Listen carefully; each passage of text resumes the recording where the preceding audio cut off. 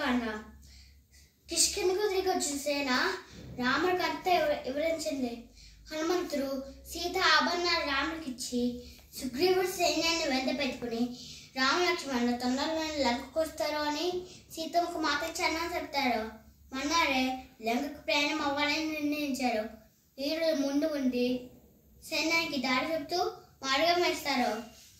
రాముని హనుమంతుడు లక్ష్మణుడు అంగదుడు వీపులపై ఎక్కించుకుని వానరసేనంతో పాటు వేగంగా ప్రయాణించి సహ్యాద్రి మలయ పర్వతాలు దాటి సముద్ర తీరానికి చేరుకున్నారు. ఒక మామూలు కోతి లంక ధ్వంసం చేయడాన్ని రామ్ తట్టుకోలేకపోయారు. అతని సోదరుడైన విభీషణుడు సీతను వెంటనే విడిచిపెట్టమని ఎంత రామచంద్రుడు పరాజయం తప్పడని సలహా ఇస్తారు.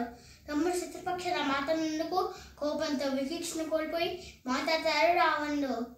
అవమానాన్ని తట్టుకోలేక ధర్మపలైన స్నేహితులతో లంకను విడిచి మంత్రబలంతో సముద్రాన్ని దాటి రాముడి శిబిరానికి చేరుకున్నారు విభీషణుడు.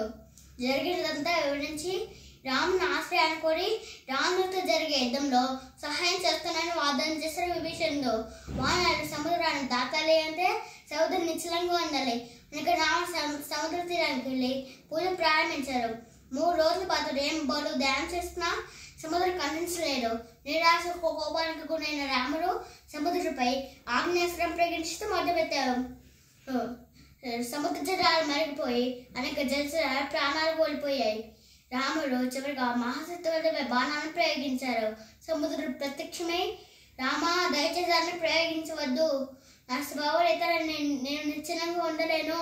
నరు గొప్ప నిర్మాణ శిల్పి, ఆ జలాలపై వారిని కట్టమని చెప్పు, అది నిజం నేను చూస్తానన్నారు. నరక అతని నిర్మాణ శిల్పిని అని సేతుని నిర్మించగలన్నారు. వారి నిర్మాణం ప్రారంభించారు. వానసేనలే భౌలు దొంగలు బంధురాలు తెస్తున్నారు. నర పర్యవేక్షణలో 5 రోజుల్లో 100 మైళ్ళ వార నిర్మాణం పూర్తి చేశారు. వానసేన ఆనందంతో వారిపై కవాతు చేసింది. రామలక్ష్మణులు వానవీళ్ళు సేతుపై లంకాదీపం వైపు ప్రవాహంలో సాగారు. సైన్యం లంకాదీప తీరానికి చేరుకుని సముద్ర బొద్దును మోహరించింది. ఆ దృశ్యం భవనం మిద్దుపై నుంచి చూసి వానసేన మేంచేస్లీ అనుకున్నారు రావణుడు. గూఢచారులను పంపారు. సుఖసారులను రాక్షసులు వానవేశాల్లో రామసేన శిబిరాల్లోకి వచ్చారు. కానీ విభీషణ వాడిని గుర్తుపట్టారు. అప్పుడు రాముడు శాంతంగా పరిశీలన పూజ చేసుకుని మాకు దాపకం ఏమీ లేదు, రేపు లంకా నగరం మీద దాడి చేస్తున్నామని రావణుడికి తెలపండి అన్నారు. సుఖసారులు తిరిగి వచ్చి ఆ రామలక్ష్మణ సైన్యాన్ని భగవంతుడు కూడా ఓడించలేరు, యుద్ధం వద్దు, సీతను వెంటనే విడిచిపెట్టమని రాముడికి సలహా ఇచ్చారు. రాకి చిరుతుకు వచ్చింది. మన్నారు యుద్ధం వద్దయింది. వారి సైన్యం నగరాన్ని చుట్టుముట్టాయి. రాముడు కూడా యుద్ధ చాతుర్యం సైన్యం తగిన స్థానాల్లో నిలిపారు. దాడి ప్రారంభమైంది. రాక్షసు ప్రతిఘటిస్తుంటే వానలు సర్వశక్తులు వద్ది వారితో పోరాడారు. రోజంతా యుద్ధం జరిగింది. సూర్యాస్తమైన తర్వాత కూడా పోరాగలేదు. రామకుమారులు మిక్కిలి పరాక్రమశాలైన ఇంద్రజిత్తు మంత్రశక్తిలో దిట్ట. ఆ శక్తితో ఎవరికి కనిపించకుండా మేఘాలు మాత్రించి కూడా యుద్ధం చేయగలరు. రాక్షసైన సంఖ్య తగ్గిపోతూ ఉండడంతో కోపించిన ఇంద్రుడు మంత్రశక్తి కన్నా నాగాస్త్రాన్ని ప్రయోగించారు. అది 100 కొద్ది నాగులను రప్పించి శత్రువు స్పృహకోల్పోయేలా చేస్తుంది. ఆ నాగాస్త్రం ప్రభావంతో రామలక్ష్మణులు ఇద్దరు స్పృహ తప్పారు. వానరులంతా భయపడ్డారు. సుగ్రీవుడు చిన్న పిల్లలే ఏడ్చారు. కానీ విభీషణుడికి నాగాస్త్రం గురించి తెలుసు. రామలక్ష్మణులు చనిపోలేదు, మూర్చిపోయారు అంతే. స్పృహలోకి వచ్చాక రామదానికి పరిష్కారం చెప్తారు అన్నారు. ఆ తర్వాత రామదేవుని పక్షింద్రుడు మహావిష్ణు వాహనమైన గరుత్మంతుని ప్రార్థించాడు. గరుడు సర్పాలకు ఆకర్ష శత్రువు. అతను రాముడు విన్నపం విని ఎగిరొచ్చి సర్పాలన్నింటినీ తురమర్తించారు. ఇంద్రుడు రాజభవనానికి వెళ్ళి రామలక్ష్మణ్ మన్నించాలని ప్రయత్నించారు. నాగుడు కాకని విష్ణుభుజాలు అంత శత్రువు అంతా మరి కానీ మన్నారు. రామలక్ష్మణ్ ఇద్దరిని సజీవంగా చూసి ఆశ్చర్యపోయారు. ఇంద్రజిత్తు తిరుగులేని వదురు. కానీ అతని మనసు నిరుపయోగంతో రాముడికి విచారం పట్టుకుంది. తన దగ్గర మహావీర సేనాల పట్లను ఒక్కొక్కరిగా యుద్ధంలోకి పంపసాగారు. కానీ వెళ్ళిన ప్రజలకు హతులయ్యారు. చిన్న కొడుకులు కూడా దానికి బలైపోయారు. ఇంకా రాముడు ఒక్కడే ఎదురంగంలోకి దిగాలనుకున్నారు. రాముడు లెక్కలేంతమంది వానరులను హతమార్చాడు. అయితే బాణాలతో గాలి పాలై లక్ష్మణుడు మూర్చిపోయారు. ఇప్పుడు హనుమంతుడు అడుగుపెట్టి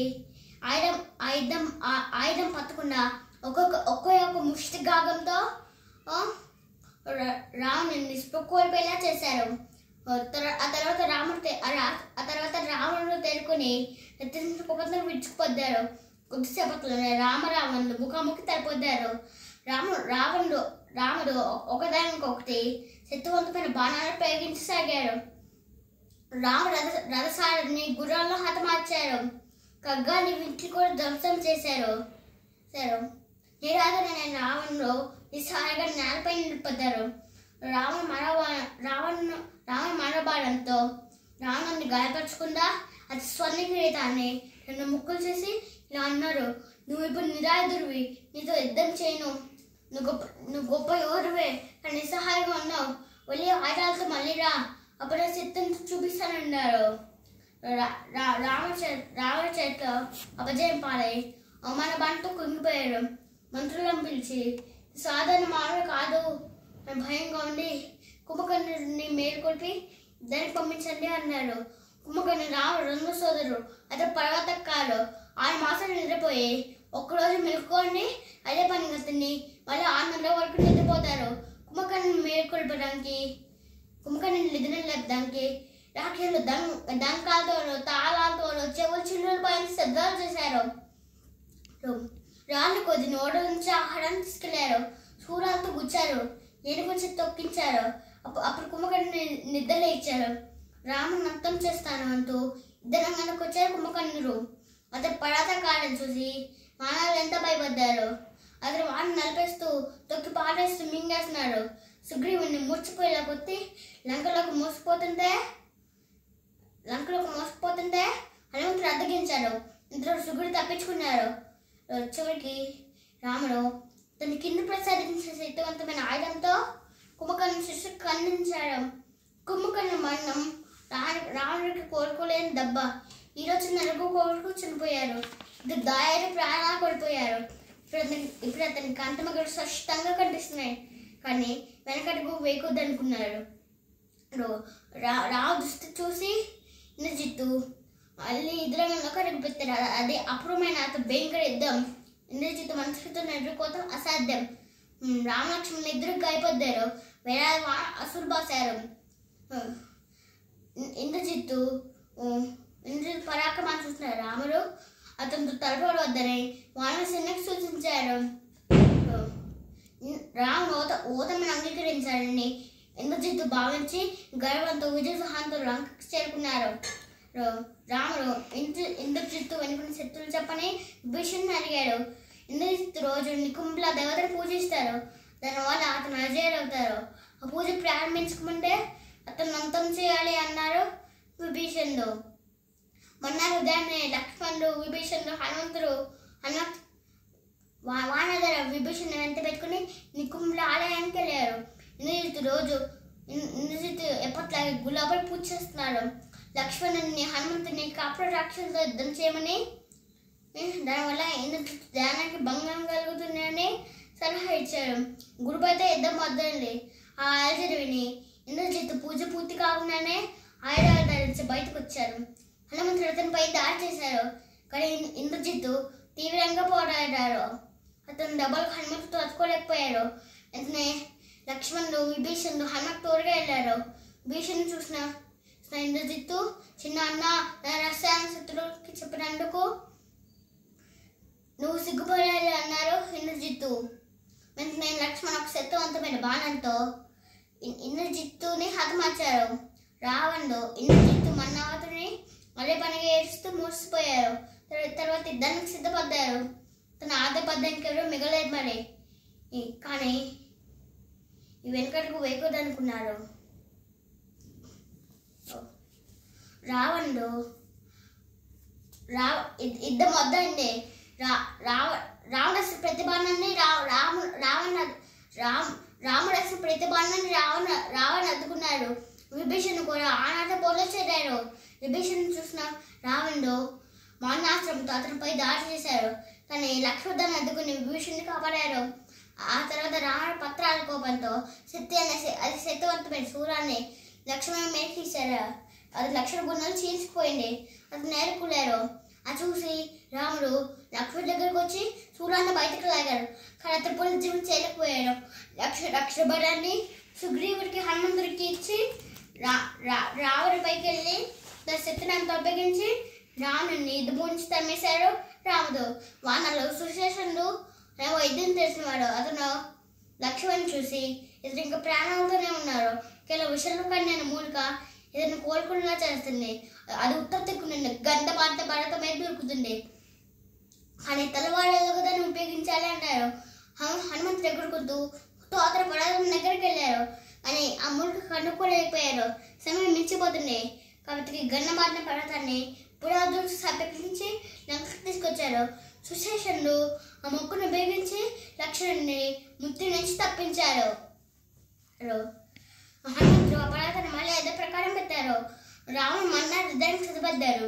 రాముడు కూడా యుద్ధాన్ని ఇంకా ముగించాలి అనుకున్నారు. అది అపూర్వమైన భీకర యుద్ధం.